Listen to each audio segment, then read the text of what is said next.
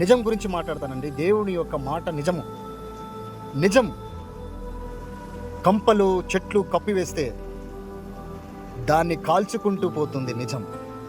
నిజం పైన బండరాలు, గుట్టలు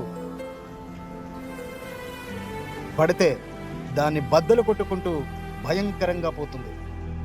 నిజాన్ని ఒక సముద్రము కప్పివేస్తే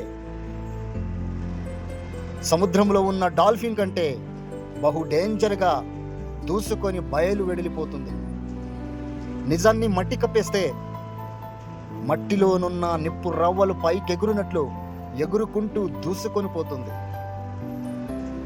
నిజాన్ని చీకటి కమ్మేస్తే ఆ చీకటిని చిదిమివేసి వెలుగుమయమై భయంకరంగా దూసుకొని బయలు వెడలిపోతుంది. నిజం అనగా దేవుని మాట. నిజానికి ఉండే గుణము ఎట్టి పరిస్థితిని అబద్ధాన్ని దగ్గర నిలవదు, చెడు దగ్గర ఉండదు, పాపము దగ్గర నిలవదు. నిజం ఒక్క నిప్పును మీరు చూసినట్టుగా ఆ నిప్పు కంటే 10 రెట్లు ఆ యొక్క నిజము అంత పవర్ఫుల్గా ఉంటుంది.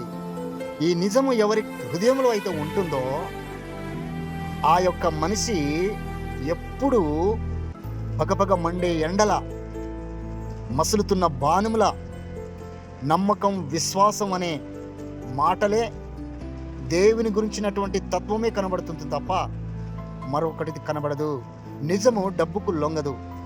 నిజము దేనికి బానిసత్వం అవ్వదు. నిజము పరిశుద్ధతకు సాదృశ్యంగా ఉంది. Praise the lord.